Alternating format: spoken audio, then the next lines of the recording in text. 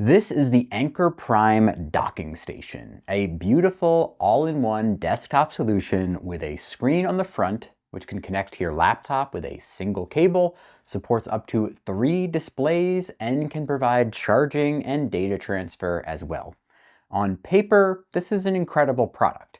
However, there are some major drawbacks to consider, which collectively make this a pretty strong do not recommend in my book. As a result, I am not going to go into 100% of the details in this video as I usually do. Instead, I'm going to focus on providing a quicker overview of the product and its main selling points, and then I'll spend the rest of the time detailing the reasons not to buy this so that you understand exactly why I don't like it. Now, importantly, this product was sent to me by Anker. However, they have no say in if or how I cover what they provide. In this case, I think it'll be pretty obvious. Now, all right, with that out of the way, let's jump into the details. As part of the Prime lineup of products, this dock shares the same silver and black design language as a ton of other Anker products. It's very clean and professional looking. Silver all the way around with a glossy black front. Across the front, you'll see several useful features. An SD and micro SD card slot, which were very fast in testing. 3 USB-C ports, all of which are capable of 100 watts of power. For data, the 2 on the left can do 10 gigabit per second, which makes them USB 3.2 Gen 2 for those keeping score at home. The rightmost port is limited to 5 gigabit per second, which is USB 3.2 Gen 1. Importantly, these are the only downstream USB-C ports on the whole dock. There are none on the back. Finally, we have a 3.5mm combination jack for headphone and microphone use. On the back, you'll find a 2.5 gig Ethernet port, which is a welcome addition over 1 gig versions that you'll find on many competing docks. We have 3 USB-A ports, one that is designed for use with more simple peripherals like a keyboard and mouse, providing just USB 2.0 speeds, which is 480 megabit per second.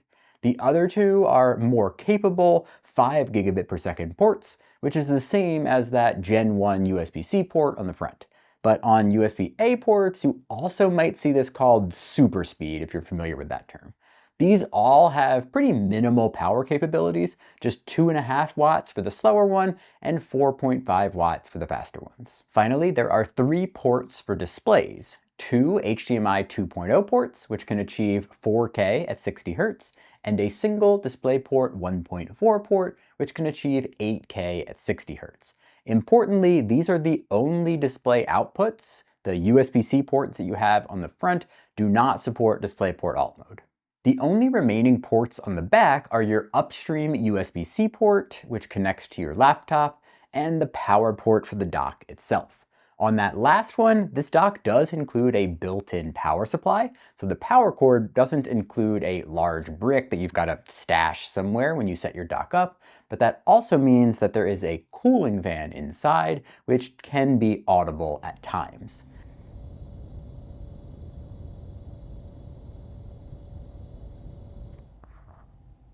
Both the upstream port and the power port also present certain limitations across the whole dock, which we'll talk about shortly.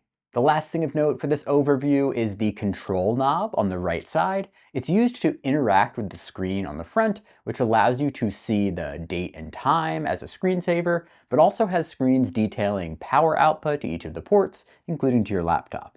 There's one showing details for your different display outputs, and finally there's one for temperatures, which doesn't add a ton of value in my opinion. Based on prior experience reviewing Anker chargers, I believe that this international norms temperature is literally the international safety limit. In other words, if they couldn't keep the temps under that point, it literally wouldn't be safe to sell. So don't take this unlabeled chart to mean that it's magically way cooler than the norm, like the normal temperature for a dock like this. This, just like any other dock, gets hot, but it shouldn't get so hot that it's unsafe.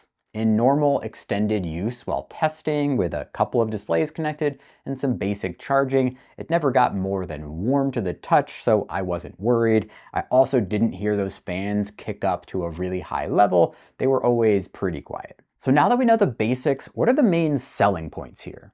For that, I'm actually going to jump straight to my differentiator list that would normally be at the end of the video. First on that list is the look. This thing is beautiful. It would be a perfect desk centerpiece for many people.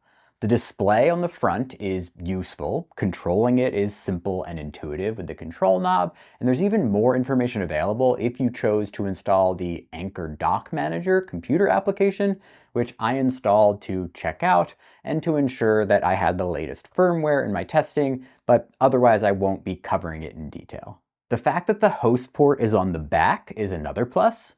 2.5 gig networking is great, and providing HDMI and DisplayPort instead of USB-C display outputs makes it more accessible to the average person, though it definitely won't be the preference for someone who likes Thunderbolt-style docks and who might have super high-end modern displays.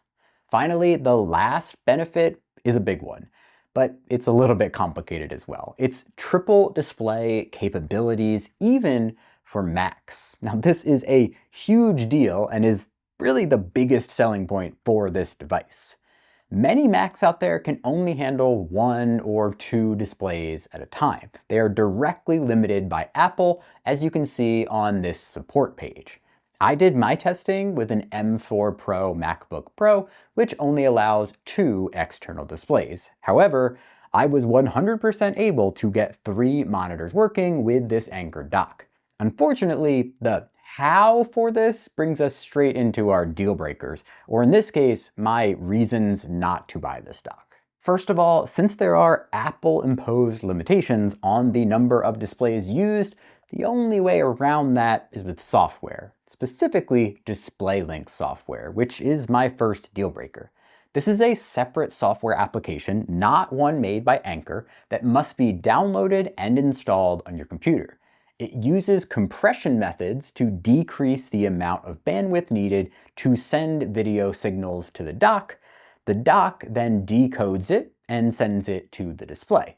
It's legitimately a cool way to get 3 displays out of a computer that can typically only handle 2 in my case, but it comes with a lot of drawbacks as a result. First of all, you might not be able to install the necessary software if you want to use this dock with a corporate issued computer, so it may be completely unusable. Even if you are able to install it, you may not want to run otherwise unnecessary software just to get a dock working, especially if you're not going to be maxing out the 3 monitor capabilities. Next, I had problems with the video compression, which caused weird issues like lines across the screen or frame rates that definitely did not appear to my eye to match the claims made by the operating system, almost like it was being tricked into thinking it was actually performing at that frame rate. And this is coming from someone who is not a massive visual display snob, but the issues that I saw were very easily noticeable. The third issue is lag. Oh my gosh, the lag. Keyboards, mice, anything really that's going through this dock was lagging like crazy. It was brutal. Way too much for comfortable gaming performance, and even too much for just simple office work, which is wild to say. Writing a script in a Google Doc was painful. There was just so much lag between my key inputs and moving my mouse around, I couldn't do it. I obviously tried multiple keyboards and multiple mice. I have quite a few to choose from in my studio here. And I tried using both Bluetooth and USB receivers. Using a receiver attached to the dock, putting the USB receiver in the back here, was absolutely the worst. It added this additional layer of lag that slowed my inputs down even more. Everything got a little bit better when I used Bluetooth going directly to my laptop, but even there, it was still delayed just getting from the computer to the display. And everything was so annoying. As if that wasn't enough, issue number 4 is one that I never would have expected out of a dock like this. It's a lack of HDCP support. Now, admittedly, I've never had to learn what HDCP is before this review, so there's a pretty good chance that you haven't either. For a basic explanation, it serves as a sort of security measure between your computer and your display to make sure that you are authorized to be viewing the content. It's primarily to prevent certain types of piracy by requiring encryption and only allowing the content to play on that display when everything along the path sort of checks out and it's in line with that HDCP standard.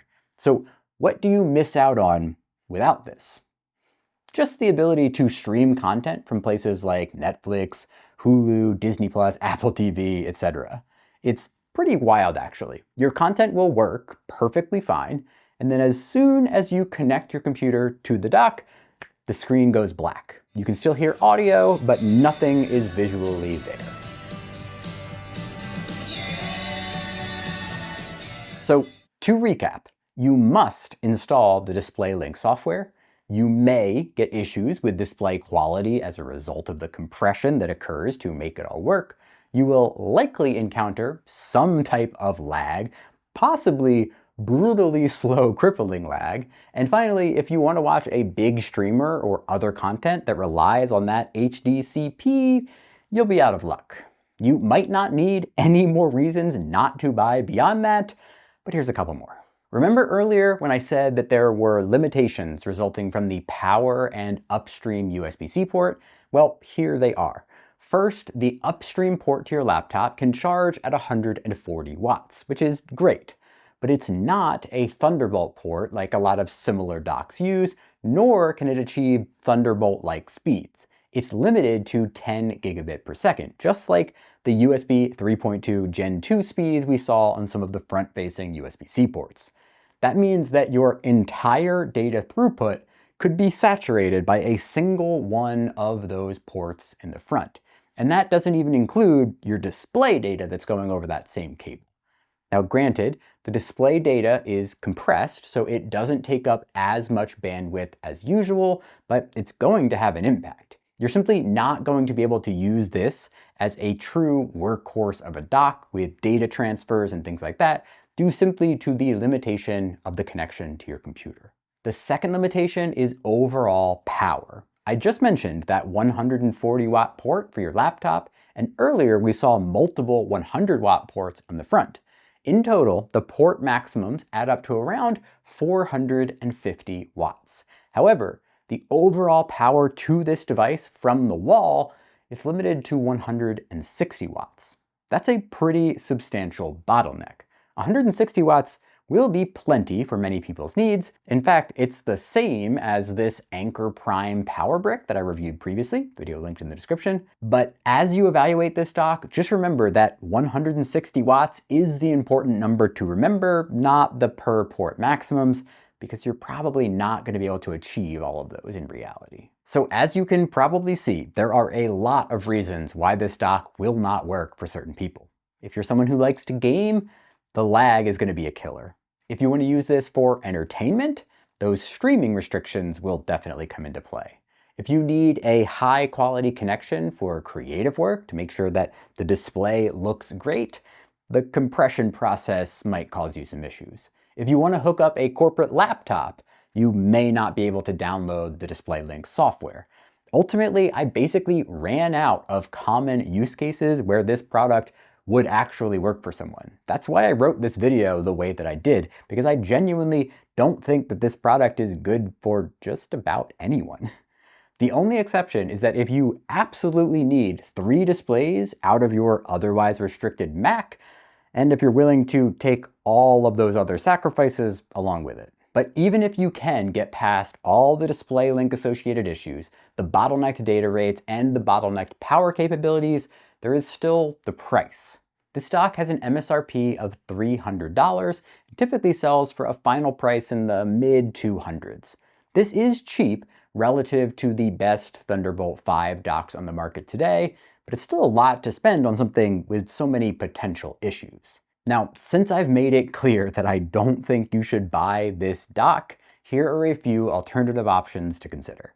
First, you could simply spend a little bit more with Anker and get a non-DisplayLink dock. I haven't reviewed their Thunderbolt 5 dock, which has a $400 MSRP, but right off the bat, it should avoid many of the issues strictly from the lack of a DisplayLink software requirement. Something that I did review is the UGREEN Revodok Max, which is also $400, but typically sells closer to $300. It's got similar specs to the Anker Thunderbolt model, and it also doesn't rely on DisplayLink. Finally, if you want an elite Thunderbolt dock, check out the CalDigit TS5 and TS5 Plus. They are expensive, but have the specs to back it up. This is the one that I use on my desk whenever I'm not actively testing something else. All of these alternative options don't rely on DisplayLink, so they don't have the same issues, playing Netflix or causing unnecessary lag. However, they also will not be able to have the same triple display capability out of a limited Mac. So that's the trade-off. Let me know in the comments if you agree with my take to rule this docking station out for many people, or if maybe you feel otherwise. Maybe there's a specific use case that you have where this is perfect. If so, I would genuinely love to hear it. If that does wind up being the way that you feel, I always include affiliate links in the video description, just in case. Thank you so much for watching, and I'll see you in the next one.